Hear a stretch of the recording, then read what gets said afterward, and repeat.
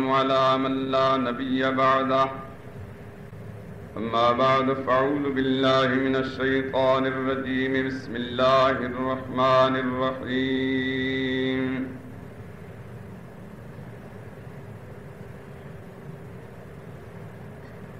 له دعوة الحق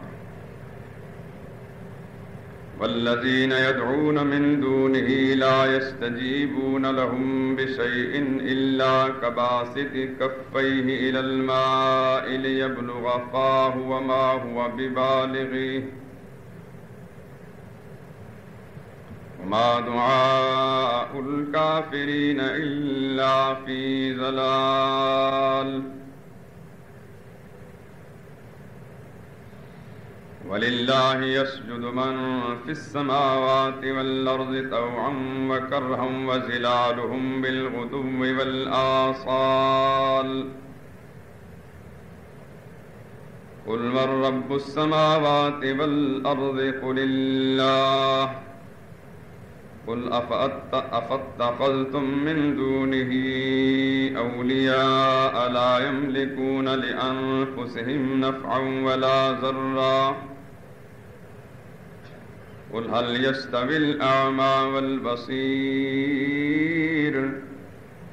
أم هل تستوي الظلمات والنور أم جعلوا لله شركاء خلقوا كخلقه فتشابه الخلق عليهم قل الله خالق كل شيء وهو الواحد القهار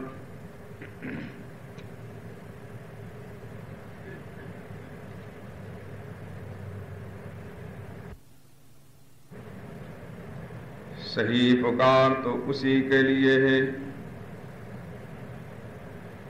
اور جن کو یہ لوگ اس کے سوا پکارتے ہیں وہ ان کی پکار کو کسی طرح قبول نہیں کرتے مگر اس شخص کی طرح جو اپنے دونوں ہاتھ پانی کی طرف پھیلا دے تاکہ دور ہی سے اس کے منہ تک آ پہنچے حالانکہ وہ اس تک کبھی بھی نہیں آ سکتا اور اسی طرح کافروں کی پکار بھی بیکار ہے اور جتنی مخلوق آسمانوں اور زمین میں ہے خوشی سے یا زبردستی سے اللہ کے آگے سجدہ ریز ہے اور ان کے سائے بھی صبح و شام سجدہ کرتے ہیں اور ان سے پوچھو کہ آسمانوں اور زمین کا پروردگار کون ہے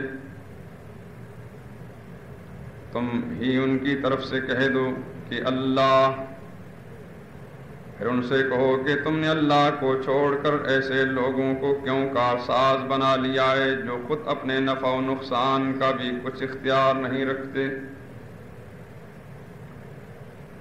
یہ بھی پوچھو کیا اندھا اور آنکھوں والا برابر ہیں یا اندھیرا اور اجالا برابر ہو سکتا ہے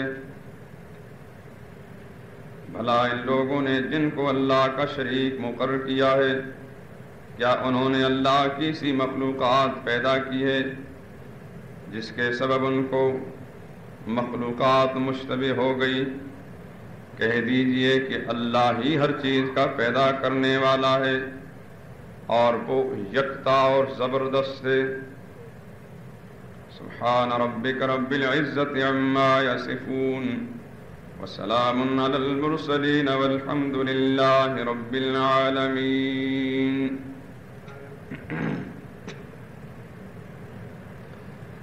بزرگان محترم برادران عزیز وہ مضمون جو پچھلے کچھ عرصے سے سلسلہ وار چلا رہا ہے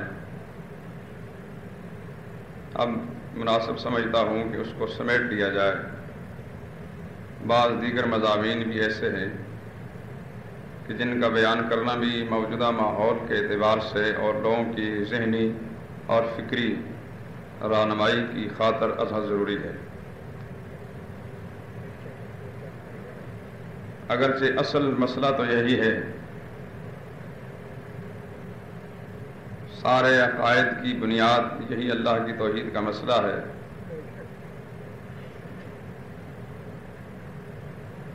سننے میں یوں آتا ہے کہ بعض لوگ آپس میں گفتگو کرتے ہیں کہ جناب یہاں تو ایک ہی مسئلہ سننے کا موقع ملتا ہے. اصل میں ایسے لوگ دین ان کا مقصود ہوتا ہی نہیں، وہ چسکے لینے والے لوگ ہوتے ہیں، وہ کانوں کی عیاشی چاہتے ہیں. دین ان کا مقصود ہوتا نہیں، نہ ان کے وجود میں دین ہوتا ہے، نہ ان کی سوچ میں دین. بعض نام نہاد دانشور قسم کے لوگ جو در حقیقت مجسمہ جہالت ہوتے ہیں، وہ اس طرح کی خبط کے اندر زیادہ مبتلا ہوتے ہیں. میں نے تو خیر کسی کی پسند یا ناپسند کو نہیں دیکھنا، میں نے اپنی ذمہ داری کو پورا کرنا ہے. مجھے اس سے کیا بحث کہ کوئی کیا سننا چاہتا ہے.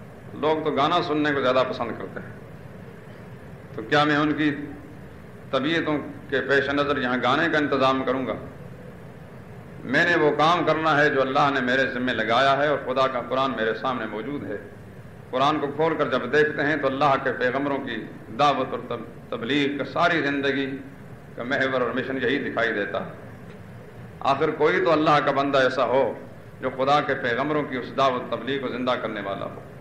جب میں دیکھتا ہوں کہ شہر کی اکثر مساجد اور ملک کے اکثر علاقوں کے اندر شرک اور بدعت کی تبلیغ ہوتی ہے، تو پھر کیا ہم حالات سے متاثر ہو کر اور اکثریت کے اس لاوے کے اندر بہہ کر ہم بھی انہیں کے ڈگر پر چلنا شروع کر دیں گے؟ یاد رکھیں کہ اگر خدا کی زمین پر ایک فرد بھی خدا کی توحید کا پرستار نہیں رہے گا، اسی دن خدا اس دنیا کو تباہ برباد کر دیں اور قیامت کام آ جائے گا. اللہ کے پاک پیغمبر نے فرمایا ہے لا تقوم الساعة حتى يقال لا الہ الا اللہ. اس وقت تک قیامت نہیں قائم ہوگی جب تک دنیا میں کوئی ایک اللہ کا بندہ لا الہ الا اللہ کا ماننے والا ہے. اور جس دن لا الہ الا اللہ یعنی خدا کی توحید کا تصور ختم ہو جائے گا، خدا کو پھر ضرورت باقی نہیں رہے گی اس دنیا کو قائم رکھنے. یہ ہماری بقا کا ذریعہ ہے، اس دنیا کی سلامتی کا ذریعہ ہے. تاہم میں نے اس مسئلے کو ختم کرنے نہیں بلکہ کچھ موقوف کرنے کا ارادہ اس لیے کیا ہے کہ بعض اور مسائل بھی ایسے ہیں کہ جو تقاضا کرتے ہیں، وقت کی ضرورت بھی ہے کہ وہ پیش کیے جائیں تاکہ بہت سے لوگوں کی اصلاح ہو سکے. اگر کوئی شخص اصلاح چاہتا ہو، اصلاح نہ چاہنے والے کی اصلاح تو خدا کا پیغمبر بھی نہیں کر سکتا. کتنے ہی سیاہ نصیب ایسے ہوئے کہ نبی کے سامنے بیٹھ کر بھی ان کو ہدایت نہیں ملی، اور بعض ایسے لوگ بھی تھے جو کلمہ گو تھے، مسلمان کہلانے والے تھے، نبی کی محفل میں بیٹھ کر بھی ہدایت سے محروم ہیں.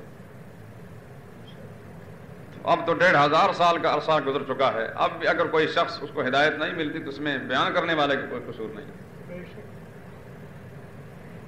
یاد رکھیں کہ جس شخص سے دین لینا ہے، جتنا اس پر اعتماد ہوگا اتنا اس سے دین ملے گا. بات صاف اور سیدھی ہے. جس پر اعتماد نہیں اس سے دین کبھی نہیں مل سکتا. جس سے علاج کرانا ہے اس پر اعتماد ہوگا تو اس کا نسخہ مفید ہے. جس ڈاکٹر جس حکیم پر اعتماد نہیں ہے اس سے کبھی فائدہ نہیں ہو سکتا.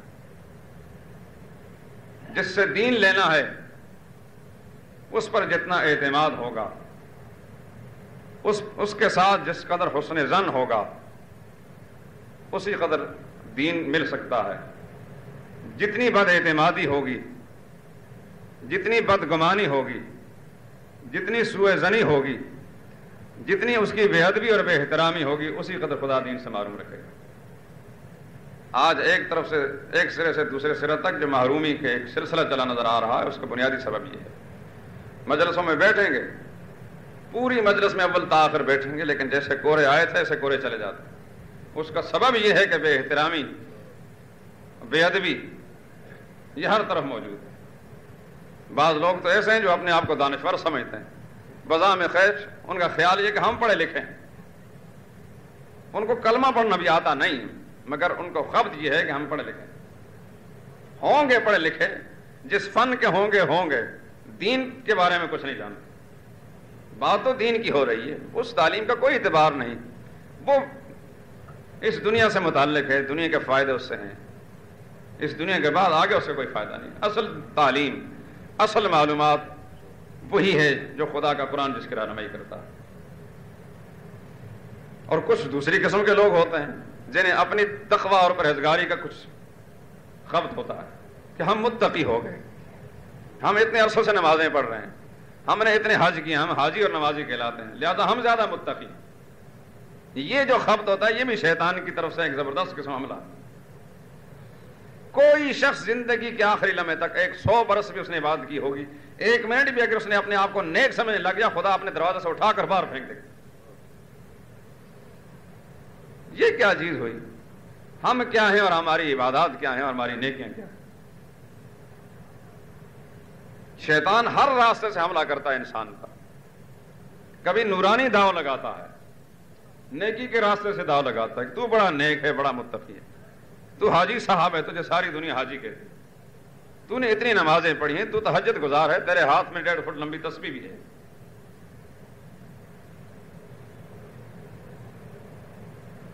اب جب اپنی نیکی کا جب خبط ہو جاتا ان کو، شیطان دماغ پر جب سوار ہو گیا، پھر وہ دوسرے کو سمجھتا ہے اس کی کوئی حیثیت نہیں، میں زیادہ نیک ہوں، میں زیادہ متقی ہوں۔ یاد رکھیں شیطان عدو مبین ہے، قرآن بار بار اعلان کرتا ہے۔ اللہ پاک نے فرمایا یہ تمہارا زبردست قسم کا دشمن ہے، جس کی دشمنی اللہ پاک نے کھلم کھلا قرآن میں بیان کی، ایسا سخت دشمن ہے۔ وہ دشمن کبھی چھوڑتا ہے انسان کو؟ دشمن اس وقت تک نہیں چھوڑتا، یا تو اس کی دشمنی ختم ہو جائے، دوستی میں تبدیل ہو جائے، تب وہ چھوڑتا ہے، یا یہ کہ اپنا مقصد پورا کر کے چھوڑتا ہے۔ عداوت ختم ہو جائے، صلح ہو جائے، تب اس سے خطرہ ختم ہوتا ہے۔ شیطان کی عداوت انسان سے ختم نہیں ہو سکتی، قیامت آ سکتی ہے، انسان سے عداوت نہیں ختم ہو سکتی۔ تو پھر دوسری ایک ہی صورت باقی رہ جاتی ہے کہ وہ اس وقت تک اس کو نہیں چھوڑے گا جب تک اپنا مقصد پورا نہیں کرے۔ کامیاب ہو یا نہ ہو یہ دوسری بات ہے، لیکن وہ آخر دم تک کوشش کرے گا۔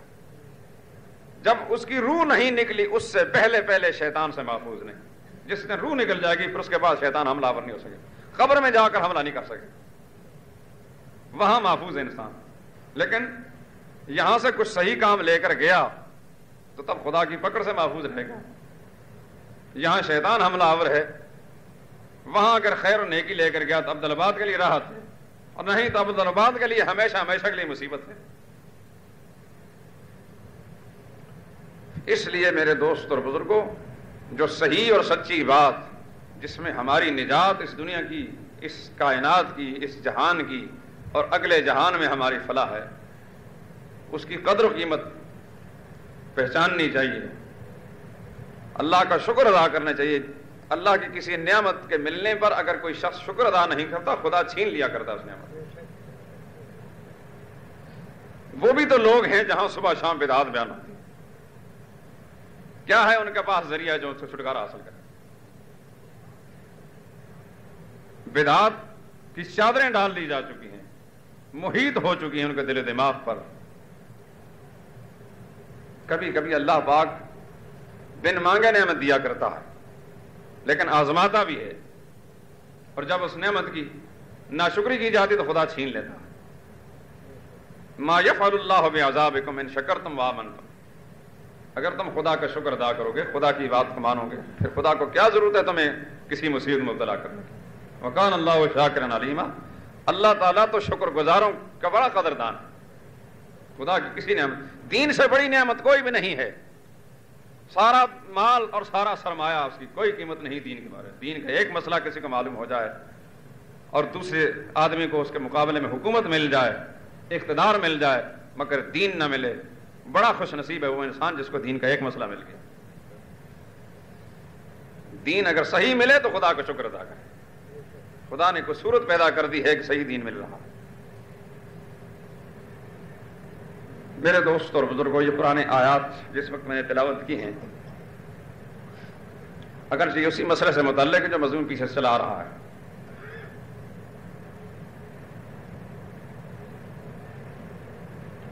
اللہ کی توحید کا معاملہ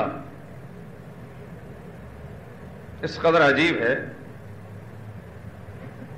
جب قرآن کریم کا مطالعہ کرتے ہیں تو بعض مقامات ایسے دکھائی دیتے ہیں کہ اللہ تعالیٰ کبھی کبھی اپنے جلال کا مظاہرہ کرتے ہیں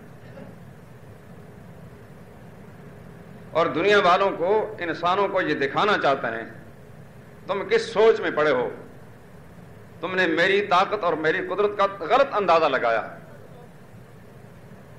کس قدر گستاخی اور شوق چشمی ہے کہ میری مخلوق کو میرے مقابلے میں لا کر کھڑا کر دیتے ہو۔ حالانکہ میرے مقابلے میں ساری مخلوق، پوری کائنات، اس کی بھی کوئی حیثیت نہیں۔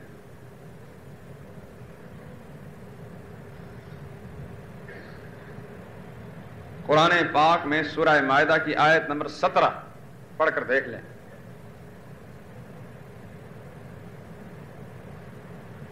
دنیا میں ایک قوم جو آج بھی ہے اور عددی اعتبار سے ساری دنیا کی قوم میں سے سب سے زیادہ ہے، عیسائی قوم۔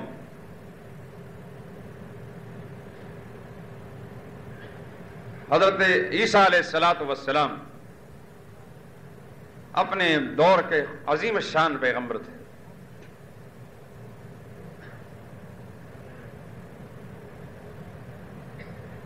اللہ نے ان کو ایسی عظمت عطا فرمائی کہ جزوی طور پر وہ تمام انبیاء کرام سے ممتاز حیثیت رکھتے ہیں۔ کلی فضیلت محمد رسول اللہ کو حاصل ہے صلی اللہ علیہ وسلم، مگر جزوی خصائص کے اعتبار سے وہ تمام انبیاء سے ممتاز ہیں۔ بن باپ خدا نے پیدا فرمایا، اللہ نے ان کو کلمۃ اللہ اور روح اللہ فرمایا۔ اللہ کی روح ہے، اللہ کا کلمہ ہے۔ یہ بھی فرمایا کہ عام انسانوں کے برعکس اللہ نے ان کو اور ان کی ماں کو پیدائش کے ساتھ ہی شیطان سے مکمل طور پر محفوظ فرما لیا۔ اثرات شیطانی سے ولادت کے ساتھ ہی خدا نے ان کی حفاظت امان کر دی۔ ان کی ماں، ان کی پرورش بھی بڑی عجیب ہوئی اور ان کے وطن سے پیدا ہونے والا بیٹا بھی بڑا عجیب۔ اور اس دنیا کے اندر اللہ نے ان کو ایسے معجزات عطا فرمائے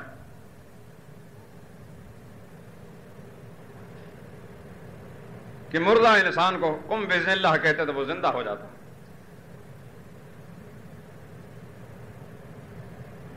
لوگ جو کچھ کھا کر آتے یا گھر میں جو کچھ چھوڑ کر آتے، حضرت عیسیٰ بتا دیا کرتے کہ تم نے پیٹ میں کیا ڈالا اور گھر میں کیا چھوڑ کر آئے، بطور معجزہ۔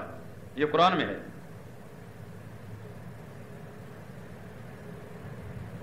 ماں کے پیٹ سے کوئی اندھا پیدا ہوتا یا جذام والا پیدا ہوتا، حضرت عیسیٰ علیہ السلام اللہ کا نام لے کر ہاتھ پھیرتے تو وہ درست اور صحیح سالم ہو جاتا۔ اس قسم کے عظیم شان معجزے اللہ پاک نے حضرت عیسیٰ علیہ السلام کو عطا فرمایا۔ اور جب یہودی نے ان کو قتل کرنے کا منصوبہ بنایا، اللہ پاک نے ان کو آسمانوں پر اٹھا لیا۔ اللہ کی حفاظت کے کئی ڈھنگ ہیں، اس دنیا پر رکھ بھی خدا محفوظ رکھ سکتے تھے، لیکن اللہ نے ان کو ایک درجے میں یہ شان عطا فرمائی کہ آسمانوں پر اٹھا لیا اور آج بھی آسمانوں پر زندہ ہے۔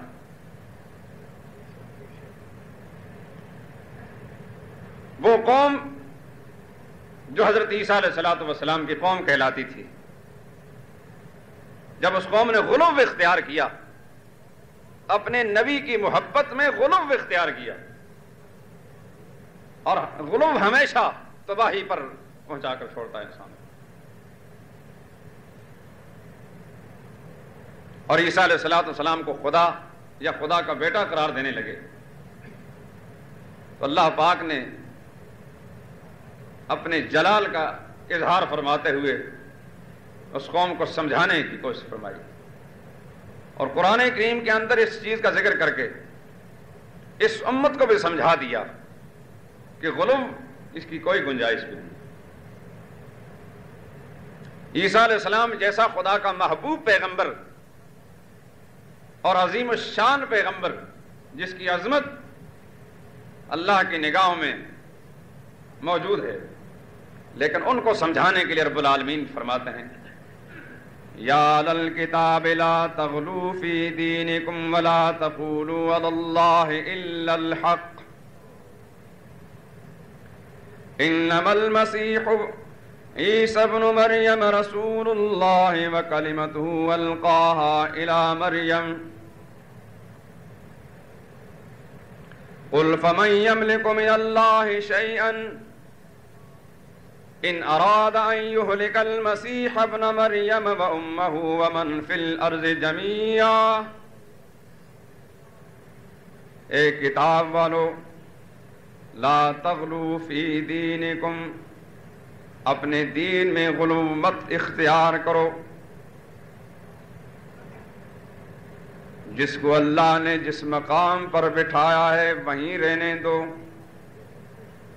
نہ تو گھٹانے کی اجازت ہے نہ اس مقام سے بڑھانے کی اجازت ہے یہودیوں نے غلو اختیار کر کے عیسیٰ علیہ السلام کو نبوت کے مقبولیت کے مقام سے گرا کر ولد الحرام قرار دیا کس قدر ظلم ہے اور ناانصافی ہے ان کی بدبختی تو یہ گستاخی کی انتہا پر چلے گئے قتل کرنے کے منصوبے بنائے مقبول سمجھ کر کون قتل کرتا ہے ناپسند قرار دے کر قتل کرنے کا پروگرام بنایا لا تغلو فی دینکم اے یہودیو بدبختو غلو مت اختیار کرو خدا کے پیغمبر کو قتل کرنے کے منصوبے نہ بناؤ ان کی شان میں گستاخی مت کرو عیسائیوں غلو مت اختیار کرو عیسیٰ علیہ السلام خدا کے پیغمبر ہیں ان کو نبوت اور پیغمبری کے مقام سے اٹھا کر الوہیت کے منصب پر مت پہنچاؤ انہوں نے ادھر غلو اختیار کیا افراط و تفریط کسی نے بڑھا کر الوہیت کے مقام پر بٹھا دیا کسی نے گھٹا کر شریف انسانیت کے زمرے سے بھی نکال دیا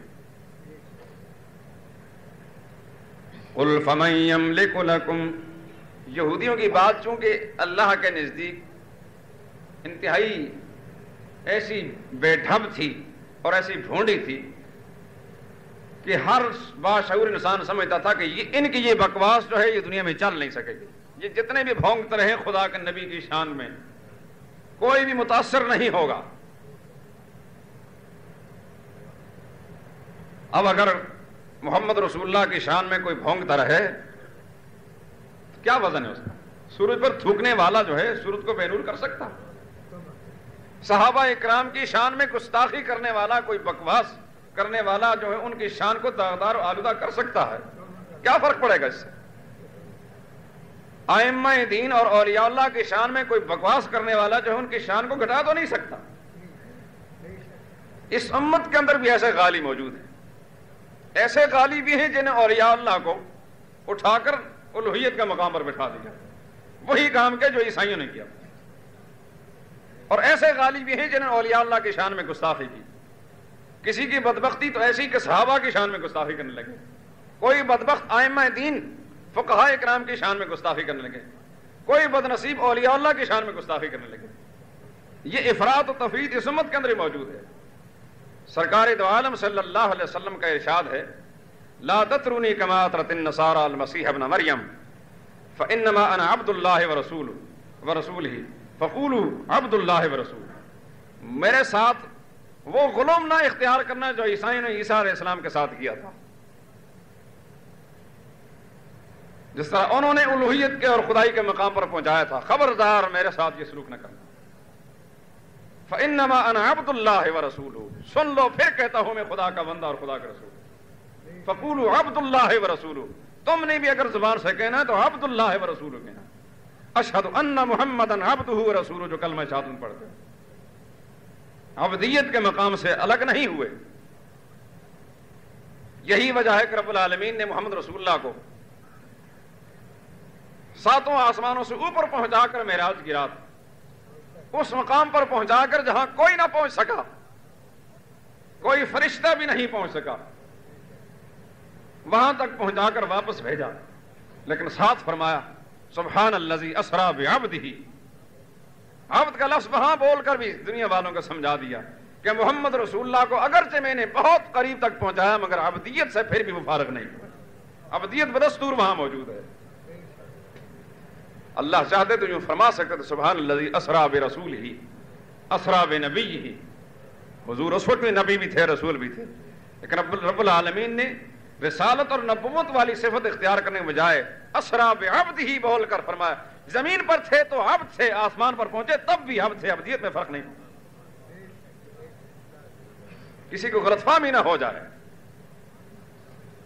کوئی کتنا بھی با کمال ہو, اللہ اللہ ہے اور باقی سب عبد ہیں, سب مخلوق ہیں.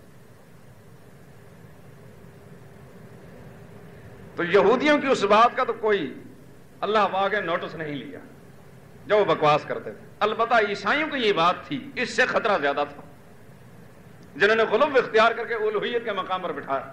اللہ نے اس کا جواب دیا. قل فمن يملك لكم من الله شيئا, میرے پیغمبر ان کو کہہ دیجئے فمن يملك من الله شيئا ان اراد ان يهلك المسيح ابن مریم.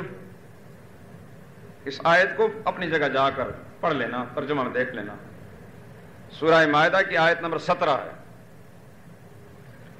ان سے کہہ دیجئے فَمَن يَمْلِكُ مِنَ اللَّهِ شَيْئًا, پھر کس کا زور چلتا ہے اللہ کے مقابلے میں. لاؤ اپنی ساری قوتیں اور طاقتیں اللہ کے مقابلے میں. ان اراد ان يهلك المسيح ابن مریم,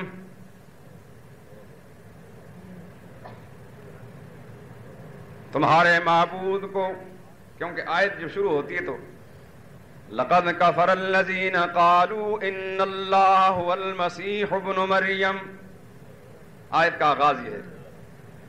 بلا شبہ وہ لوگ کافر ہوئے جنہوں نے کہا کہ اللہ تو وہی مسیح ہے جو مریم کا بیٹا ہے. اللہ جواب دیتے ہیں قل فمن يملك من اللہ شیئا, انہیں کہہ دیجئے اللہ کے مقابلے میں کس کا زور چلے گا. ان اراد ان يهلك المسیح ابن مریم, اللہ اگر بالفرض مسیح ابن مریم کو اور ان کی ماں کو ہلاک کر ڈالیں پھر کون بچا سکتا. یہ اللہ کی شان جلالیت کا اظہار ہے. حالانکہ اللہ کے ہاں تو عیسیٰ علیہ السلام بڑے مقبول ہیں, وہاں تو کوئی فرق نہیں, مگر ان کو سمجھانے کے لیے جہالت کے مارے ہوئے لوگوں, میرے بندے کو الوہیت کے مقام پر بٹھانے والوں, میرے نزدیک یہ ساری مخلوق ہے, میں چاہوں تو سب کو آنے واحد میں فنا اور نیست و نابود کر سکتا ہوں. کون من يملك من الله شيئا ان اراد ان يهلك المسيح ابن مریم وامه ومن في الارض جميعا, اگر اللہ چاہے عیسیٰ علیہ السلام کو بھی فنا کر ڈالے, ان کی ماں کو بھی فنا کر ڈالے. ومن فی الارض جميعا, جتنے زمین پر آئے سب کو فنا کر ڈالے, کون روک سکے گا.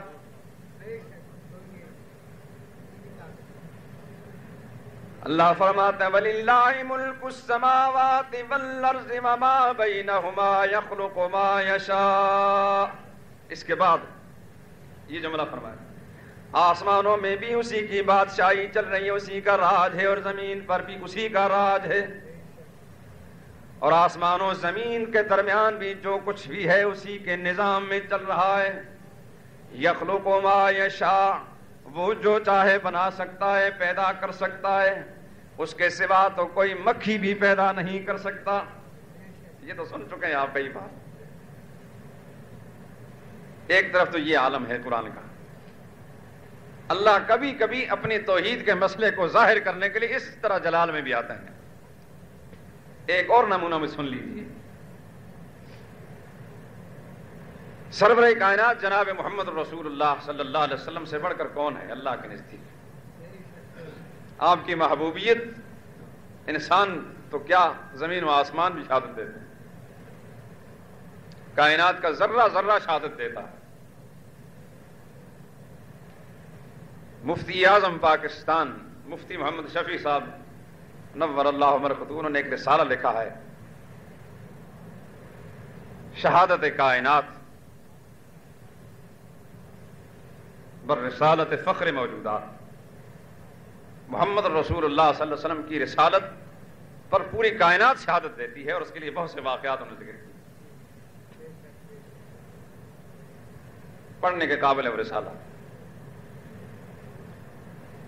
کوئی رسالہ نہ پڑھیں، کسی کتاب پڑھنے کی ضرورت نہیں، جو اصل کتاب ہے اسی کو پڑھ لیں، سب کچھ حل ہو جائے گا. میں تو یہی کہتا ہوں بس سب کو چھوڑ کر خدا کی کتاب پر آ جائیں، انشاءاللہ العزیز سارے مسئلے ٹھیک ہو جائیں گے. نبی کریم علیہ الصلوۃ والتسلیم جیسی اللہ کے ہاں مقدس برگزیدہ ذات اور محبوب کائنات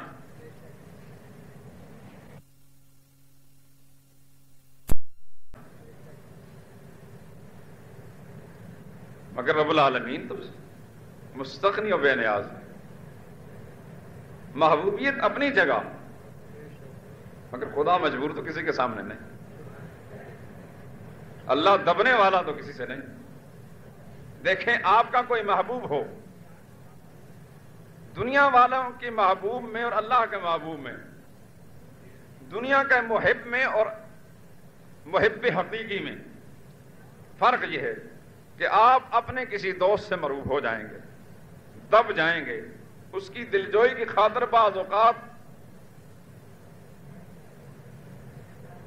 اپنی خواہش کے خلاف بھی بات کر جائیں گے. دل تو نہیں چاہتا تھا مگر دوست کی دلجوئی کی خاطر ایسا کر لیا. ایسا ہوتا ہے، ہر آدمی سمجھتا ہے. مگر وہ ایسا محب ہے کہ وہ اپنی مرضی کرتا ہے. جب کوئی بات کہنے پہ آتا ہے تو پھر کسی کی پرواہ نہیں کرتا کہ سامنے کون بیٹھا ہے.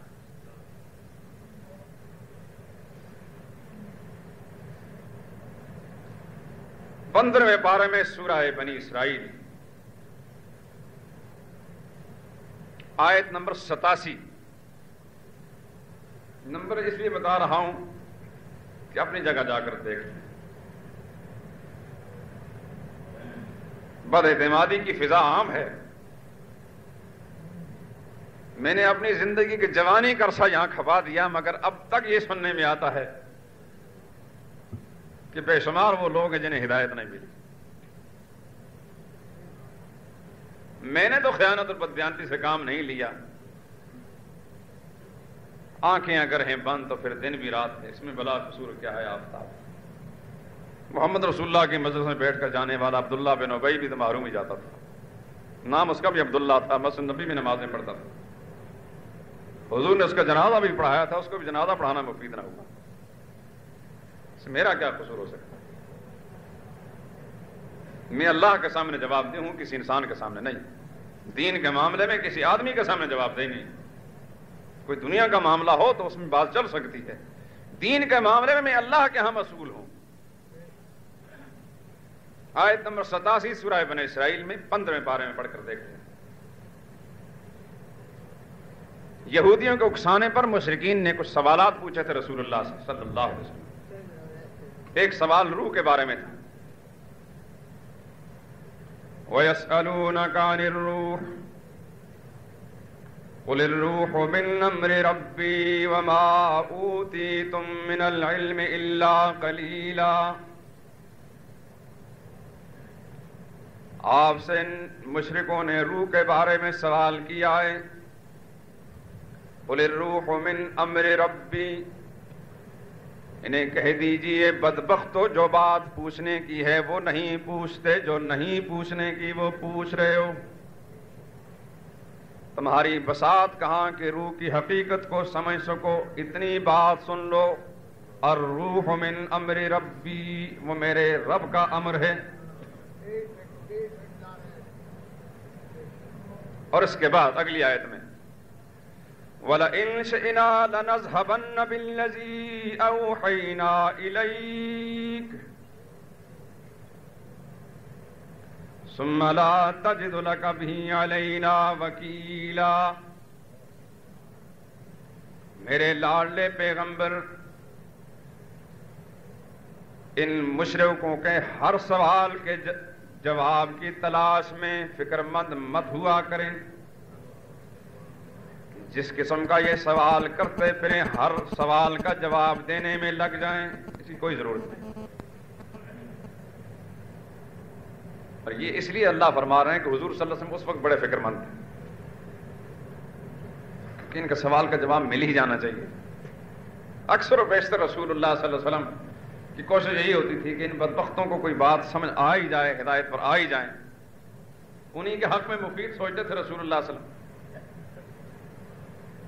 وَلَئِنْ شِئْنَا لَنَذْهَبَنَّ بِالَّذِي أَوْحَيْنَا إِلَيْكَ. آپ فکر مند مت ہوا کریں.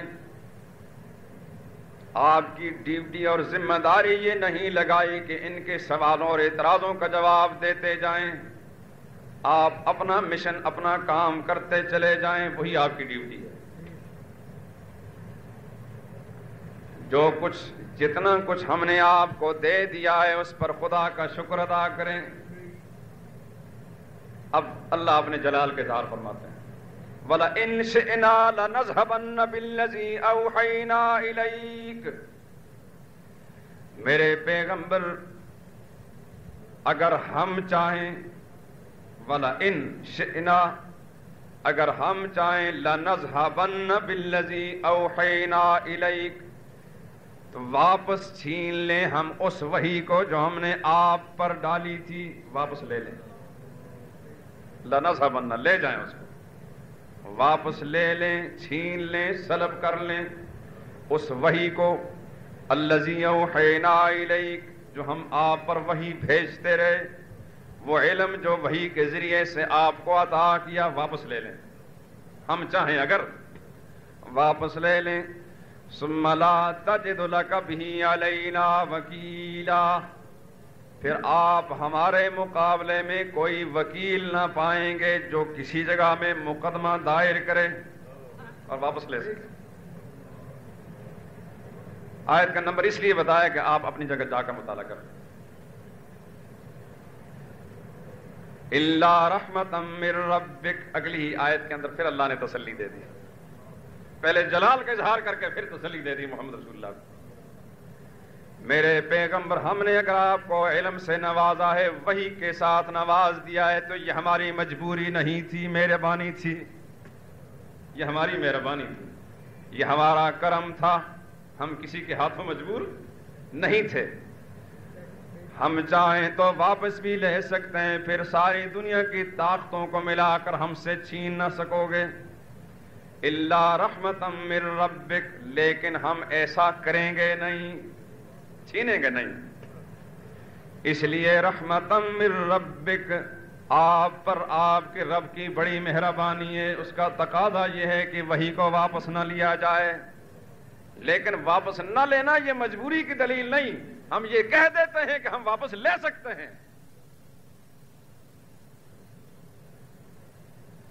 دوستو اور بزرگوں، اب بتائیے خدا کی طاقت کا کچھ حال معلوم ہوا؟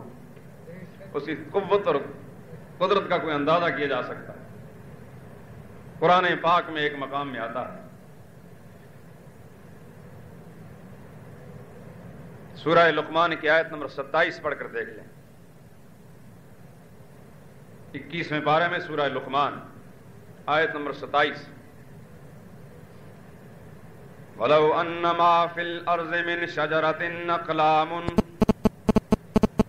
وَالْبَحْرُ يَمُدُّهُ مِنْ بَعْدِهِ سَبْعَةُ أَبْحُرٍ مَا نَفِدَتْ كَلِمَاتُ اللَّهِ. لوگوں، تم اندازہ نہیں کر سکتے اللہ کی قدرت اور اس کی طاقت کا. زمین کے دامن میں اگنے والے جتنے درخت ہیں ان کی قلمیں بنا لی جائیں. والبحر یمدہ، اور سمندر جتنے اس کی سطح پر بہنے والے ہیں ان کی سیاہیاں بنا لی جائیں. من بعدہ سبعۃ ابحر، اور اس کے بعد اگر کسی کے لیے ممکن ہو تو 7 سمندر اور لے آئے اور ان کی سیاہیاں بھی بنا لے. اور سطح ارضی پر بسنے والے سارے لوگ اللہ کے کلمے اور خدا کی توحید، اس کی شانیں اور اس کی عظمتیں لکھنے پر مصروف اور مشغول ہو جائیں. درختوں کی قلمیں بنا کر، سمندروں کی سیاہیاں بنا کر ساری مخلوق خدا کی شانیں لکھنے میں لگ جائے، سمندر خشک ہو جائیں گے، قلمیں گھس گھس کر مٹ جائیں گی، لکھنے والے فنا ہو جائیں گے، ما نفدت کلمات اللہ، اللہ کی شانیں ختم نہیں ہو سکتی، پھر کیا رہ گیا میرے دوست بزرگوں؟ اعتراف کر لینا چاہیے خدا کے مقابلے میں کچھ بھی نہیں، اللہ اللہ ہے، وہ آنے واحد میں زمین و آسمان کو نیست و نابود کر سکتا ہے اور کرے گا، وہ کہتا ہے، اس نے اعلان کر دیا ہے۔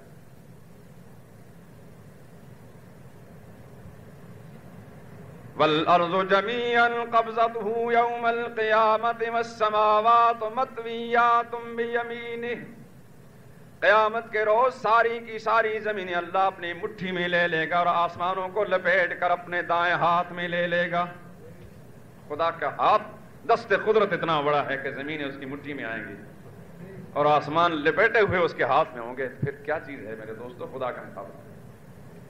اللہ فرماتے ہیں وَسِعَ كُرْسِيُّهُ السَّمَاوَاتِ وَالْأَرْضِ، اس کی تو کرسی اتنی بڑی ہے کہ آسمان و زمین پر محیط ہو سکتی، مخلوق کو کیا نسبت ہے خدا کے مقابلے میں؟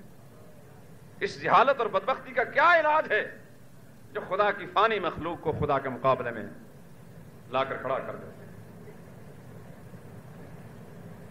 اگر یہ حالات نہ ہوتے تو ہمیں بھی ضرورت نہ پڑتی۔ اتنا بڑا قرآن خدا نے بھیجا، 6666 آیات اس کے اندر اللہ نے نازل فرمائی، ان کے اندر کچھ تو حکم بھیجے ہیں، کچھ چیزیں تو ہیں، احکام تو آپ کو چند 100 آیتیں احکام کی ملیں گی، نماز روزہ حج زکوٰۃ صدقہ خیرات دوسرے احکام کے متعلق چند 100 آیتیں آپ کو ملیں گی، باقی تو سب آیات توحید ہیں، خدا کی عظمت و جلال کو بیان کرنے والی۔ اللہ کو ضرورت کیوں پڑی؟ علم الہی میں پہلے سے موجود تھا کہ دنیا میں بسنے والے ایسے انسان ہوں گے جو خدا کے ساتھ شرک کریں گے اور خدا کی فانی مخلوق کو خدا کے مقابلے میں کھڑا کر دیں گے۔ عیسائی اگر عیسیٰ علیہ السلام کو خدا کے مقابلے میں نہ کھڑا کرتے، اللہ پاک کو یہ ضرورت محسوس نہ ہوتی، میں چاہوں تو تمہارے معبود کو فنا کر سکتا ہوں، کیا کر لو گے تم میرا؟ غصہ اللہ کو عیسیٰ علیہ السلام پر نہیں، غصہ جو عیسائیوں پر ہے، ان کو بتانا چاہتا ہے کہ تمہارا معبود میرے دست قدرت کے اندر ہے، میں نے پیدا کیا ہے، میں اس کو فنا بھی کر سکتا ہوں، اس کی ماں کو بھی فنا کر سکتا ہوں، ساری کائنات زمین آسمان والی کو فنا کر سکتا ہوں، کہاں سے طاقت لاؤ گے بچانے کی؟ یہی قرآن کہتا ہے۔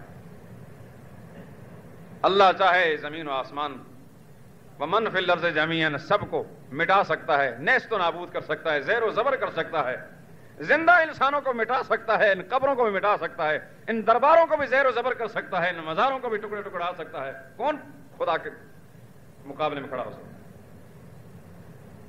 کسی دربار والے نے، کسی مزار والے نے، یہ سب اللہ کے نیک بندے تھے، نہیں کہا کہ آ کر ہمیں پوجو اور ہمیں پکارو۔ یہ انسانوں کی بدبختی ہے، یہ جہالت کی ماری ہوئی مخلوق ہے جو ان کی تعلیمات کے خلاف ان کی قبروں پر جا کر دھندا کر رہے۔ اللہ اس قوم کو ہدایت دے، اللہ اس کو قرآن کی طرف رجوع کرنے کی توفیق دے۔ باقی باتیں پھر ہوں گی۔ سبحانک اللہم و بحمدک، اشہد ان لا الہ الا انت۔